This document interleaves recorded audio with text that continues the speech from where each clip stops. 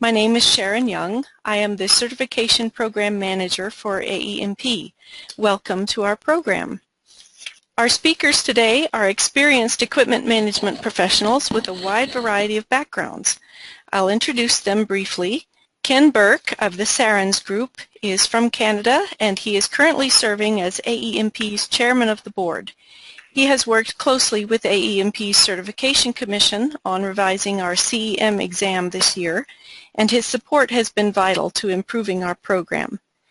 Todd Perrine of Leslie Equipment in Ohio is an active member of AEMP's Education Committee, helping provide ongoing, high-quality professional education at AEMP's conference events.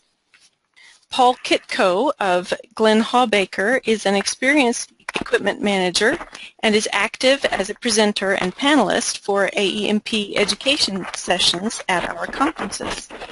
Jim Schug from FMI is AEMP's Certification Institute instructor. He will be presenting 2 days of professional development workshops to candidates preparing to take their CEM or CESP qualifying exams at our conference events. He leads our discussion today as an introduction to AEMP's renewed Certification Institute. Jim, I'll let you take it from here. Wonderful. Hey, thanks so much, Sharon. And look, I've got a couple ideas to share. The industry as a whole, I spend my days with and across the industry nationally. So the industry as a whole is facing some phenomenal turmoil. Big macro market level. There's geopolitical instability. There's economic changes, whether or not the Fed is going to raise rates. Talking about Europe cracking down on migrants. Talking about oil prices rising 27% almost in only 3 sessions. Unheard of, unprecedented change. The reshoring of manufacturing coming back here to the United States, is driving construction practices. It's affecting the folks that we put work in place for. We put highways, the infrastructure bills passing, and many of our clients have used research to get into the oil and gas market. There's projected to be $10 billion worth of pipelines in the Midwest and the Gulf Coast under construction, tying North Dakota and Texas to refineries. The rail to support all that. The natural gas pipelines, 15 billion cubic feet per day capability upgrade over in a short period of time. And so the demands continue to raise on the industry, not to mention technological changes. Home for me on weekends is Florida, and Florida, as you know, this week, I was getting on a plane Monday morning when I was reassured the hurricane was not going to hit us. That is really the big hurricane that we operate in. And as equipment managers, I feel that you're operating in the turmoil of a tornado. All those changes are the big macro scope that we face. But then within the equipment management profession, there's a whole lot of other reaction necessary and a lot of change. And so that's really some of what I hope to depict. AEMP, AEM, and thanks to Link Belt for being a sponsor. Phenomenal program coming up here in October out in Cleveland. You're going to hear both from the AEM folks, which is a pretty phenomenal tie to the equipment triangle, something that we believe firmly between the dealers, the manufacturers, and the end users, and how do we continue to strengthen that triangle. And so I think you'll see evidence of that throughout any of AEMP's programs, and it means success. How do we create a win across that whole board? And so we're going to continue this type of discussion at that conference in October. You know, when working with equipment managers, when I get onto the enjoyable side of the equipment management of the business, it brings me back to the days I was in the Army when I got to manage equipment there. So it was always a fun thing to kind of see the latest attachments that are available, the latest changes the manufacturers have made, the latest technology that can impact things. All those things are phenomenal, but it kind of brings us back to ask the question, is equipment management a strategic initiative for you? And all of us kind of say, well, yeah, for me it is, but not my company. Or for my company it is, it's important. The next question is, can you prove it? And I think we'd say some people have a harder time proving it. We think what does really this word strategic initiative mean? Strategic initiative, we've all undertaken, sometimes not by choice, sometimes we've been forced into strategic initiatives. Maybe it's because the company came out of a large strategic planning process, and now all of a sudden we've got some initiatives. I think a lot of strategic initiatives on behalf of equipment managers is you speak a very specific language that the rest of the company may or may not understand, and we have to kind of take that on ourselves. And so the strategic initiative, by definition, and you've got a former president there scratching his head, what does it mean? But it guides direction over the long term. It creates an advantage. It aligns resources, requires investment, requires leadership change and a plan. The change part is usually the toughest. And so the strategic initiative thing isn't something that we just kind of throw out. Anytime we're making massive changes in our equipment fleet or how we manage that fleet, it takes a whole lot of energy, resources, and buy-in. In fact, we need buy-in from the top. We need the leadership to say, hey, operations, you need to start doing these things because here's what's going to gain us as a company. And so this strategic initiative thing often means that we've got to go back upstream and sell the importance of this initiative across the company to get that buy-in. Now, we take those initiatives and then say, all right, how are you as the equipment manager or equipment managers within your organization might be, how are you providing value to your company? And so you are outsourceable, some would argue. And so are you a trusted advisor, or are you just there to raise the flag and say we can't do that? Are you a trusted advisor? So we talk about some of this in the upcoming program, and I often spend time with my clients discussing the details of this and how to change that perception so that equipment management isn't a silo anymore, but it's actually part of the organization. In the Army, we call it a combat multiplier. It's actually multiplying the impact, furthering the success of the operations side of the business. In fact, it should further the success of the financial end of the business. The accounting staff should be able to rely on the equipment management as well. We could make their lives easier to get better data, and they could then also be evangelists for the successful initiatives that we undertake. You got to think also when we look at this, even in the Army, most would argue, but even in the Army, our resources were limited. And so there was a constraint on, we had to maximize how great things were, but somehow we had to minimize the resources we took up. It wasn't unlimited. And so we've got to look at that number 2 bullet is how do we better organize the roles and responsibilities to make sure there's a consistent success rate.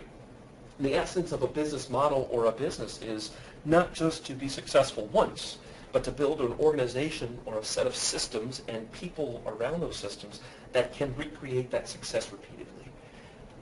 This is cool to me because adaptation, the disruption and the disruptive effect that we're seeing across our industry and even outside of our industry is causing every organization to continue to adapt and innovate. And that often means these roles and responsibilities are no longer static.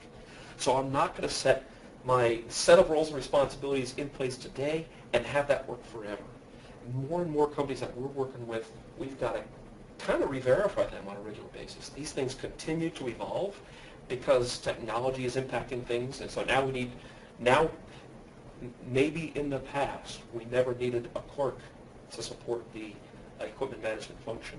But today, I don't see many very successful organizations that don't have some type of administrative assistant there to help make sure that data is entered so that we can manage the fleet the right way. And for some companies that say 50 years ago we didn't have that, and I ran it myself, we don't need that today. That's a change, and those changes, we've got to realize that the context that we operate in has changed, and it will continue to change. So that number 2 is something that's ever changing, and it's adapting to the influences around us, the technological influences, the demands, and the circumstance that we're in. How do we integrate with how operations runs the business? And this is a real neat, the equipment manager should understand operations as well as operations, and that way you could integrate. And so that's how you could, any one of my customers, I'm trying to understand their need, and then I'm there to kind of provide value by solving that need. And then they're willing to pay me to solve that need. Same kind of thing for equipment management. You're trying to figure out your customer, who's often operations, trying to understand their need, and then you're bringing value to solve that need.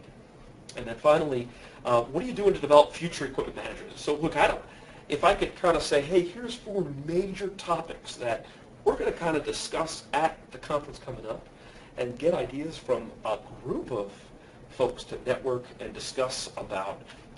Hopefully, if you take nothing else out of this conference, you have some opportunity here to kind of be introspective. Now, all that sounds easy, but does hard.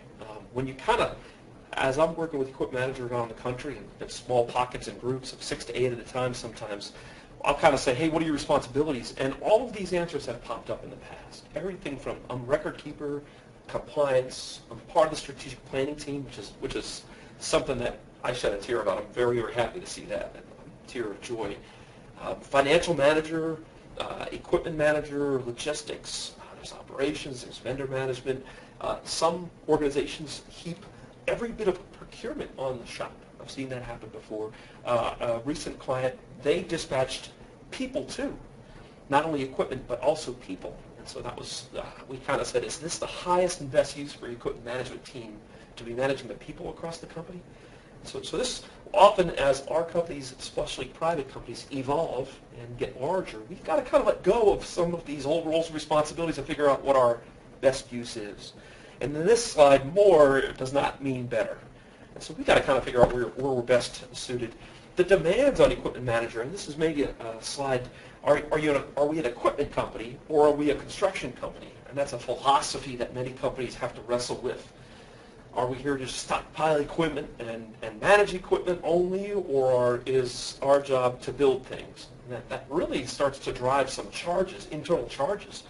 And are we operating as a profit center, equipment as a profit center or not? And we start to get into many different, and so all these demands, I mean, there's that poor equipment manager, typically with not enough resources, with a fleet that has not been, it's been underinvested in over the past, say, 6 to 8 years. Once that, the top of the market, we probably weren't doing a ton of reinvestment because we had newer stuff, and then down through the downturn, we've cut back on our budget, as well as, in a way, many companies have cut back on the funding for equipment. And from that, I kind of mean some cases we have not charged our projects for the equipment costs, which means if we're doing that, sometimes it's tough for us to then say, well, what's our budget? Well, we have no budget to fix equipment. And so this poor equipment manager is trying to do it all with not a lot of resources. From a recent working group of equipment managers, I asked them to prioritize that list. And they kind of said, hey, here's their top 3. And fascinating to me, I mean, I've got sitting in front of me the construction equipment guide for the Southeast. And then I've got the well-written, another well-written magazine here, Compact Equipment magazine with their latest edition of different equipment. And we're an equipment-based organization or group of folks, but those top 3 are communication, leading change, and about personnel. And those top 3 challenges, in many cases, don't have to do with wiper seals and hydraulics, which I often found very interesting. It's a bit of a pivot for equipment managers from the traditional how do we manage parts inventory and that. The bottom 3 are down there, was what I expected would have been the top 3.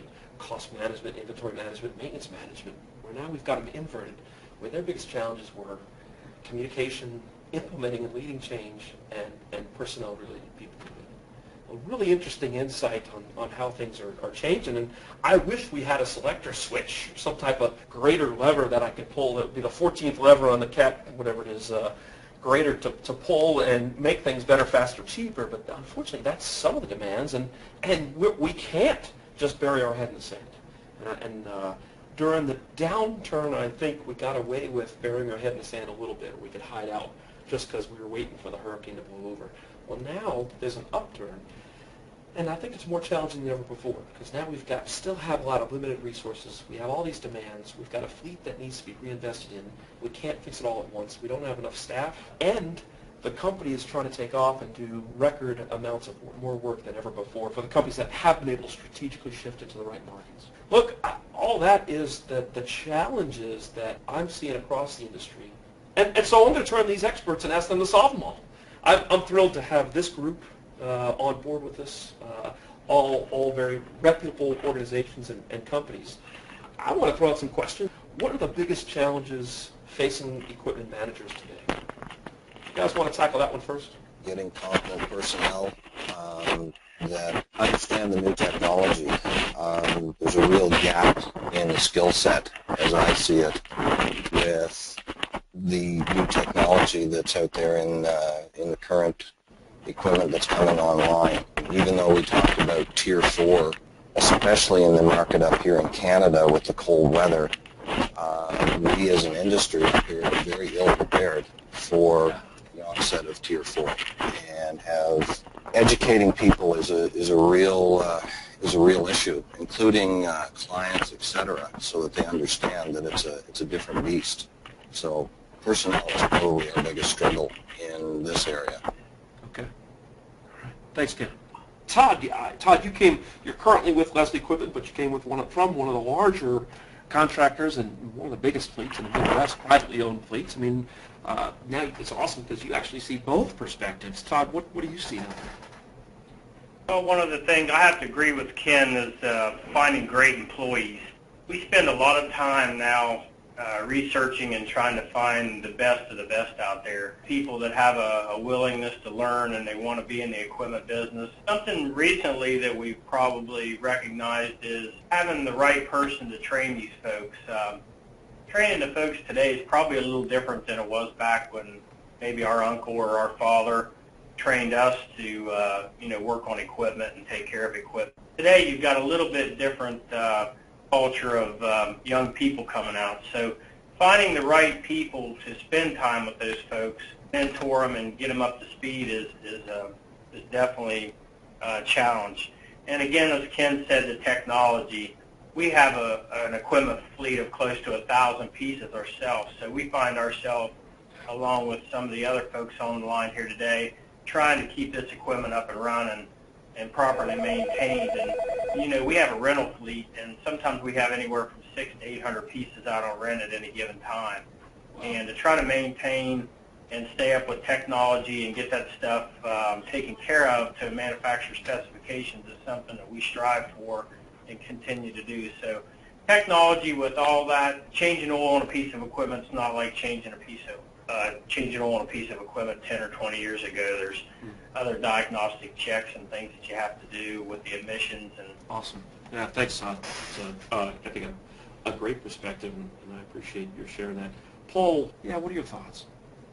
Well, Ken and Todd kind of hit the top contenders there. Manpower, to expand a little bit on what they mentioned, it's even hard to find trainable people. And we're down to interviewing for trainable people that have the right skill set and ability to learn to move into these positions, and then work on a development and training program as well as retention. So the manpower, without the people, you're out there spinning your wheels. Wow. The communication, you hit that pretty hard in one of your slides there, and that communication kind of builds into their technology as well. They expanded slightly on technology as in repairing and understanding the piece of equipment and how to work on it. I'd like to expand that technology a little bit more into telematics and what we could use out of the new technology to get more efficiency in their uptime out of each unit, along with data management and communication with the field. I just had a very large general contractor client, and part of their developmental process, the gentleman they're grooming to be the next CEO, they've evolved, they rotated him in to become the chief information officer. And here's as operational a guy as I've ever seen, field-oriented, and yet their thought was the industry overall is getting so technology-driven that we need somebody that has a vision of what the field needs and can figure out how to take this big bundle of all these technology ideas and make it work. And so that's part of, they said it's critical to our future, and so they're both developing for him as well as they're expecting him to help shape the organization. They're taking this guy from being a big division manager to CIO, and then probably over to lead the organization. But I thought it was an interesting shift, the importance of that change. Personnel-wise, you guys have all addressed it. Not only is it hard to find folks, one way to counter that is to, many folks say, you've got to really, really figure out how to maximize what you're getting from the people you have. And because the folks you have are probably better than anybody you're going to be able to hire tomorrow. The folks you have are the bird in the hand, and so we've got to figure out how to manage, train, lead, develop the folks you have. And so no longer are we going to A, B, and C players and figuring out how to get rid of the C players. Now we're saying we've got to take these C players and make them B players. How do we do it? That top grading methodology from years back, it kind of doesn't work in this market where we're starving for folks. I love the way, I think you said, we're looking for trainable people. That's kind of where I give us some clay and we'll shape them, which requires organizations like all of yours to have a training organization or training resource. We need the people dedicated, the thoughts dedicated to it, because we've got to make the most we can out of the people we have. So, look, at another question that I kind of had early is, what are your expectations from the equipment managers and some of the managers working for you? I mean, so it's tough for us, but it's probably just as tough if we can't establish clear direction for our organization. It's probably even tougher for the folks working for us. And so I'm kind of curious across the group, what are your expectations for the managers working for you? Ken, what are your expectations? I mean, you lead a large organization, a ton of capability. What are your expectations for some of the equipment managers or even some of the parts, et cetera, managers that work for you? What are your expectations of them today? The expectation is ongoing training. The expectation is any of our managers, any of our supervision are to act as mentors for folks that are coming into the industry. Right now, I'm running a ratio of about 27% of my shop people are apprentices, either first, second, or third year. And also, we've reached out to, so we take part in a rapid access program where we actually bring in high school kids that are interested in becoming mechanics and technicians. And so we've got one of those kids now being mentored over in our transport division, so that we're getting that young group of people interested early on. And the key is to have your managers and your supervision mentoring and not being afraid to share knowledge. In fact, it's an expectation that we open up all of the black boxes and share everything, because the sharing of knowledge is power, and that makes us as an organization one of the ones that people want to gravitate to, because we're not afraid to invest in people and training. Back to the old days of, like, if you have information, you've got control, so hoard it. That's a total 180. Like, let's share the information so that more people can get up to speed and more people can make good decisions. That's wonderful. Todd, what are your thoughts on your expectations of the managers working for you? I guess ours is led from the top of our company, and that's our owner, and he is a big believer in training. Train, to have everybody that tries to offer and be able to support our customers with world-class equipment support from A to Z, from the time they buy the machine all the way through the process of service agreements and parts and taking care of things for people. And we run a little bit of a consensus out there, checking with customers to see how we're doing. And whenever we do have an issue, we try to jump right on it and be proactive and take care of problems. And, we even have one person on staff within our company that travels around to help support our technicians to be on the cutting edge of problems. And I think that's a big thing, supporting the customer from A to Z with any issue or problem that they may have, up front and open and honest. And if we have a problem, we try to be honest with it. And I think that goes a long ways. I wish back through my years I've looked at people who have tried to push things underneath the carpet, and they've had problems with equipment. They've not willingly admitted it, and it really causes a lot of problems. But to offer a world-class support system, I think, is our goal as a company, is all of our managers. And they hold me to that accountability, too, to make sure that my job is to make sure we have the tools to do that. Thank you. Thanks, Todd. You mentioned the word led by the owner, who's probably been a phenomenal leader to create a culture around these things. So it's almost an expectation. And so we want to take some of those lessons learned and apply them to each one of our equipment. The sphere that you can influence, some of you, is your shop and the folks that work there and the culture of that shop. And that takes great leadership. There's a whole lot of study on how do you shape that culture. What are some of those behaviors and traits? What are some of those rituals that your organization does that's different, that reinforces that culture? And that's wonderful what you said is we're so customer focused.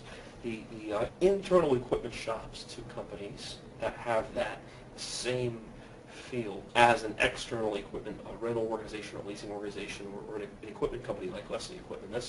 That's a transition, but it's a phenomenal culture to have. So pretty cool. Latest stats on training is many organizations are budgeting about $2,500 per person a year for training, and that's just hard costs. There's a ton of other many of our companies I'm trying hard to get them to measure as a key performance indicator how much training does each person get per year, and continue to raise that. 32 is don't think of the OSHA stuff. Go outside of OSHA on. But 32 hours is probably about the average for training for each person. And so how do we continue to raise that? Because we have to. I mean, we have to budget that time, the expenses, as well as make sure we're helping our people. The cool thing about all that training stuff is our new generation, Generation Y, expects training. The 20-year-olds come in that we're attracting or we're trying hard to attract. They want to see training programs. They want to see development programs. They're expecting those things. And so there's a generational shift from some of you guys here that might have gray hair, pictures with you in gray hair, where it was go get it and make it happen yourself often. The shift to this new generation is they're kind of looking for development programs. And so there's a lot of good that can be found. Paul, what are your expectations of some of the managers around you over at Hallbreaker? Well, it's definitely evolved over time. The managers have always been expected to be aware of cost and uptime on equipment. And then as times changed here with the struggle for manpower, then the expectations, not only do they have themselves a personal development program to continue to grow and become more valuable to the company, but develop manpower underneath them. And so that's been a constant movement. On last year, we've definitely had a movement on health, environmental, and safety, and working through those issues. That's kind of a new hat that has been pushed down to the equipment managers in the last few years here to become more responsible. And it goes back to where you spoke earlier in our seminar that we're now required to understand the process of more than just fixing equipment all the way down through. And in order to have the health, environmental, and safety, understanding how the equipment is being repaired, that hat has been pushed down to the managers.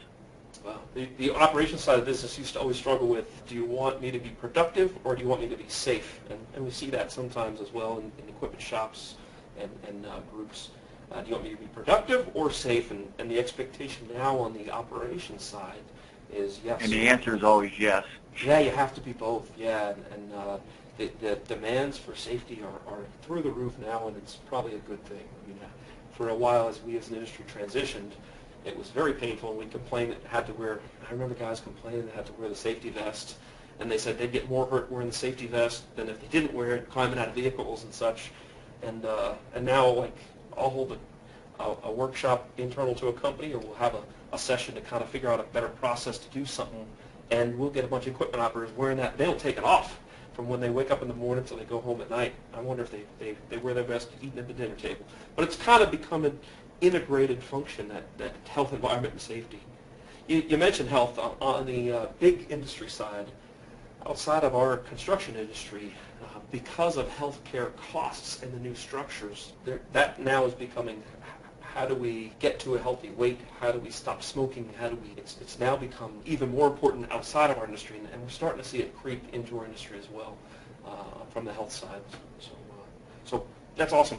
I appreciate, Paul, your thoughts on that. The next thought, there's this whirlwind day-to-day that we're all faced with, but it seems like there's a watershed of information. There's so much information available to all of us.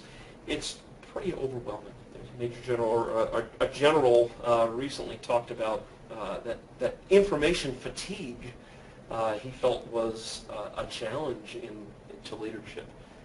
How are you guys keeping up with the vast amount of information and change in our industry? What are you guys doing to keep up with that? Ken?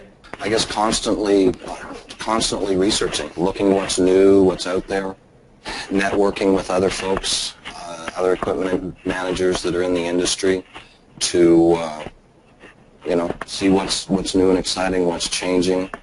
It's ongoing, and anywhere that you can get that information, from the AEMP conferences, networking with fellow CEMs, talking to other guys that are trying new things in the industry, staying apprised of what's going on within our own company as things evolve within our organization, and dealing with the manufacturers, going to factory tours on what's new, what's exciting. So it's never ending.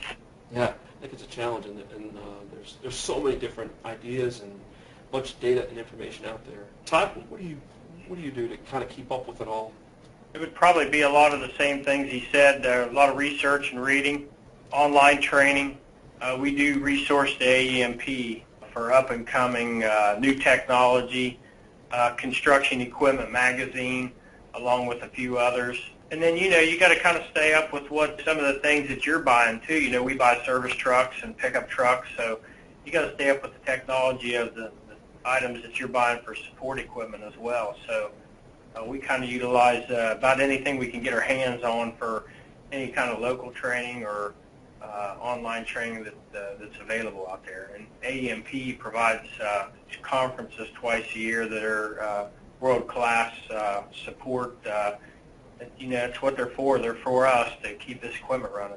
Well, it's certainly an investment in time. And hey, you mentioned the AEMP. One thing, working around the industry, I don't know exactly who competes with who, but our company CEOs are often run into competitors. It seems like at the AEMP and at the conferences, we're peers, and sharing ideas of how to implement ideas or implement things better is what we're all about. So I've always found it comforting to be in a group of folks that are, even the board at the AEMP, I mean, the group there, from when I started, get to know them. I mean, they're open to share ideas for the good of the industry and for the good of supporting each other. And I always thought that network is pretty strong and very valuable.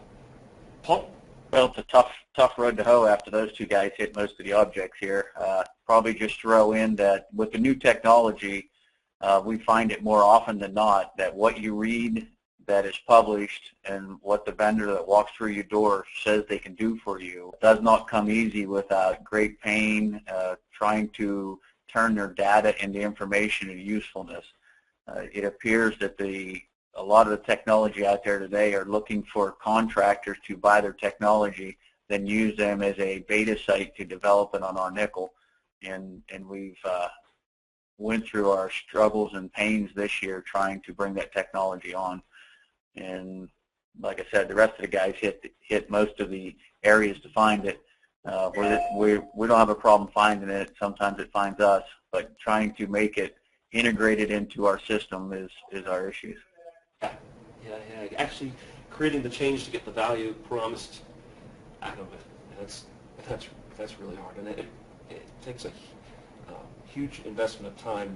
There's a ton of change theory out there on how we change organizations and how we implement something like that. But one of the best upfront techniques is to recognize how much time and money, and the time usually comes first. How much time is this really going to take? What's the impact on the organization? And then kind of budgeting that, and that's something that few of us actually are able to do. Is think that through and then execute that way. Come out with a development or an implementation plan. It's very time intensive. There's probably every organization must be looking at 20 or 30 great ideas that they want to implement, and they kind of have to pick the most critical to them. So, thanks, Paul. Last question I had, and then we might go to one or two questions that we've gotten from the audience that haven't been addressed yet. The last question I have is, how would you guys define a world-class fleet? I know some of you have applied for and won the Fleet Master competition, so I thought that we do. I thought it'd be really cool. You guys have a phenomenal perspective. How do you define a world-class fleet? Ken, what are your thoughts? I guess from my perspective, a world-class fleet is a well-aged, balanced fleet, i.e. not everything is brand new, so it doesn't all wear out at the same time. So ideally strive to, currently The fleet I manage is cranes and heavy transport. So ideally, try and maintain an average fleet age of 5 to 6 years on that gear. Look at the kind of the best-in-class manufacturers for specific makes and models of equipment. Again, you're going to end up with a mixed fleet because there's no one manufacturer has a silver bullet on everything. There's definitely a lot of good equipment out there these days. Again, a mixed fleet, which having a mixed fleet from different manufacturers does tend to be a little more challenging because, again, that knowledge base of your personnel needs to be greater. But if you work with the various manufacturers, getting strong ties with the factory service department, and local dealers as well. I mean, they're key. Obviously, that age-old equipment triangle. The local dealers are paramount in helping out as well. So it's again, there's no silver bullet. So it's the age and a solid mixed fleet, and look for quality equipment, quality suppliers, and do your research. Don't buy the first one off the gate because a prototype can be problematic. Yeah. Thanks, Ken. Todd, what are your thoughts on what a world-class fleet management program or a fleet looks like? World-class fleet on our end is providing a really good equipment at a low cost to our customers. And what I mean by that is not always are we the cheapest up front, nor are a lot of people, but providing a good support program, a good PM program. And something recently we've done and we're pretty proud of is we're probably one of the larger rental fleets in the country that we're providing PMs on. It's basically a program called Ultimate Uptime that we provide to our machines, that when a customer rents a machine, they rent it, they grease it, they fuel it, we maintain it. All the machines are under warranty, under extended warranty, and they're maintained very well. And we monitor those machines hourly and daily. And when there are issues with the machines, a lot of times we call the customer and we know about a problem before maybe they've even noticed it, sitting in the seat. And that allows us time to troubleshoot and bring out the right parts and come out, and fix that machine and not cost any downtime to the customer. So that is probably what I'm going to say is our biggest tribute to low cost and product support is providing really good equipment and really good support that people want to do business with us because we strive for that. And it makes for more value down the road when a customer wants to purchase a piece of equipment that the machine has been maintained and has records, and every service and PM has been done under specific guidelines to the manufacturer. So that's something over the last year I think we've worked hard on to provide a better low total cost to our customers. Yeah, thanks. Well, it's and your current title looks like your perspective is huge, and the company's recognize it and put you in a position to share that message. That's awesome. That's great. Paul, what are your thoughts on that world-class question? Well, the world-class fleet, I don't think it immediately, I think a lot of our minds go to how large the fleet is, and even though at our company here we have over 5,000 pieces of equipment, I don't believe that you need to have a large fleet to have a world-class fleet. The goal is to give a safe, productive, cost-efficient piece of equipment so that whoever's using it can be competitive in the industry, worth whatever they're using that piece of equipment for. It's an extension of them. In being a privately owned company, and I think Ken hit it earlier about upgrading your fleet and keeping your fleet newer, we're also worried about our capital net worth. So we ought to be able to watch the financial end and the business end of our fleet and make sure that the capital net worth of the company is either growing or staying the same. We don't want to have a whole bunch of wore-out equipment that doesn't give our companies the position to finance if needed to in the future. Yeah. In saying all that's easy to say, and if you don't have a program to prove it, to track it, to measure it, and to set benchmarks, I don't believe that you could ever prove or say that you do have a world-class fleet. So having the data is the most important thing, and at the end of the day, you cannot improve what you can't measure. Yeah. Oh, thanks, Paul. I love it. It's the concept of safe, reliable, cost-effective. It's an extension of the operator, so they could be competitive. Is a huge perspective. One of the board members chimed in and kind of said, "Hey, my 2 cents. WorldClass is a fully optimized fleet that operates the most safe, cost-effective, reliable levels and available levels." And great PM is the backbone of fleet management programs. And so I thought that was pretty cool. Cool. It kind of came in. We've got question for one more question, and we'll wrap up quickly. But one of the questions that came in, I thought this group can wrestle with is, I think it's Chris stated, what are your thoughts on strategies and pros and cons on having in-house shop versus outsourced PM and repair? And I thought that was a neat. Outsource is a component. We simply talk about outsourcing. I've seen it very extreme to complete outsourcing. Client, one of my favorite clients, about $20 million company in revenue.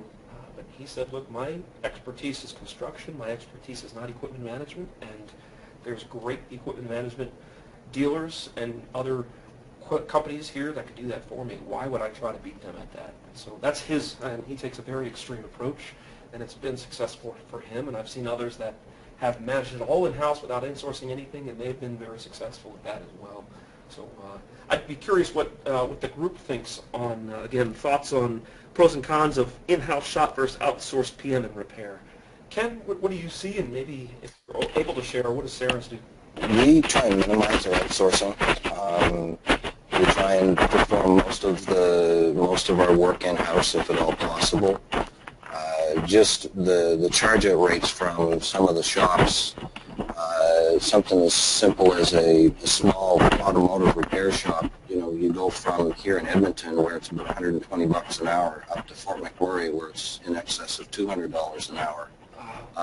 So it's crazy. So it's a lot cheaper for us to have our own technicians to do as much as possible. When I first got here, we were spending probably $300,000 to $400,000 a year just on outsourcing basic things, and the fleet size at that point was just north of, I think 30 cranes. Right now, this year, we're targeting probably less than 40 or 50,000, and our fleet size will be just on the crane side 100 plus cranes. So we try and minimize here just due to the costs outsourcing. Now, in a previous life, when I was working for Bechtel, we outsourced probably 60% because we had a very decentralized way of storing our equipment, so we relied heavily on outside vendors to do a lot of the rework and rebuilds in that particular form because it cost too much money to move everything back to the main shop to do the work. So there's pros and cons to both sides of it. So you've got to look at the economics, you've got to look at the availability of quality suppliers, quality people that are going to maintain the same level of repair that you expect, and people that you can trust, especially if it's a long distance repair. So again, communication, that equipment triangle, coming back to where you trust the suppliers, you get sanity checks from the manufacturers. There's no silver bullet from my perspective. So you've seen almost two different perspectives as well. Wonderful for very large fleets. Todd, and you come from a different perspective as well, and your last job, you might be able to share some perspectives, pro and con. What do you think, Todd? I think a lot of it depends on how much equipment that you have in your fleet that's specialty equipment. Finding people to, pull a head off of an excavator, resell a head or something, about any vendor can do that. But, if you're running a big majority of specialty equipment, shoring equipment, and hammers and hydraulic equipment that it's specialty equipment, there's just not people out there that support people to handle that. Now, if you're running a fleet of dozers and scrapers and excavators, then probably a lot of the dealers can handle that, and you can outsource a lot of that. But I think some of the companies, which would not be like a site development related company, people that work in various locations and they have a lot of this very technical support equipment, I don't know how they could do without having some of their own specialty people to take care of these products. You know, like I said, it just depends on, I think there's many different facets to that, and I think you just have to do what fits you best. And part of your company, your fleet of Ford pickup trucks, so to say, it may make sense to outsource all of them to local repair shops. But, you know, to have anybody that can work on GPS systems and heavy hydraulic hammers and such like that, it's going to take some specialty people that have to be highly trained. Some knowledge and skills, yeah. Great, thanks. Paul? Kind of with Ken there, the cost effectiveness of going totally out of house seems to be extreme when you're working with some of the dealers that if you do the math and they're charging you $3 a mile and $110 an hour, the average mechanic's truck travels 40 miles per hour, so they're charging you $220-something just to get to your job. So we do about 95% of our own repair and maintenance and PMs here. The other 5% comes out of risk and warranties. If we are working on something that we feel is a risk of a re-failure or needing the warranty, we'll go out of house. Obviously, if we cannot find our own personnel or don't have enough employees to do it, we go out of house. And if we're getting into something very technical or something new, state-of-the-art, we'll usually go out of house to a vendor plus put one of our guys with them to get the on-site training while we're working with them. So it's a mixed bag. I think it's not an easy line to draw in the sand to say which way to go. I think it comes down to the situation you're in. Awesome. Thanks, Paul. I kind of want to wrap up and listen. I think the was a phenomenal discussion, and I appreciate the panel volunteering their time.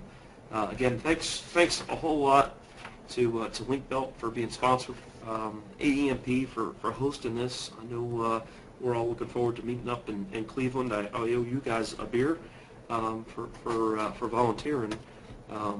Here it is, October 6th through 8th in Cleveland. Sharon, do you have any closing comments or any ideas that you want to throw out before we close the webinar? First of all, I'd like to thank our panelists today. Paul Kitko is the Vice President of Equipment Operations at Gleno Hawbaker. I had that incorrect on our page, and I just wanted to make sure that correction was made. Todd Perrine is with Leslie Equipment. Ken Burke is with Sarens Group. And Jim Schug of FMI.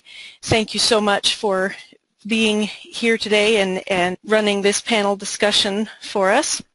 And I'd like to thank all of our attendees for joining us today and to extend an invitation to everyone to explore our website and find out more about what the Association of Equipment Management Professionals has to offer, including professional credentials that show that you know what you know as an equipment manager, continuing education that is relevant to current industry best practices, the opportunity to meet and interact with other professionals in equipment management, and the chance to share your experience and knowledge to continue improving the equipment management industry. Our association is growing internationally.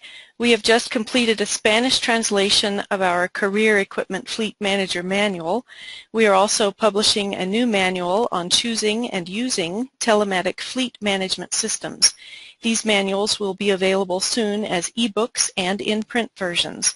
We will soon have the English version of the CEFM manual available as an e-book as well. I'd like to thank Link Belt Cranes, our sponsor for today's program, and thank you all for attending. We hope you'll join us at our next conference event, the Asset Management Symposium, presented in conjunction with AEM's Customer Support Program, October 6th and 8th, 2015 at the Westin downtown in Cleveland, Ohio. Registration information for this and other upcoming events is available on our website, www.aemp.org, or you may call our office at 970-384-0510 and our staff will assist you. Thanks so much for being here and have a great day.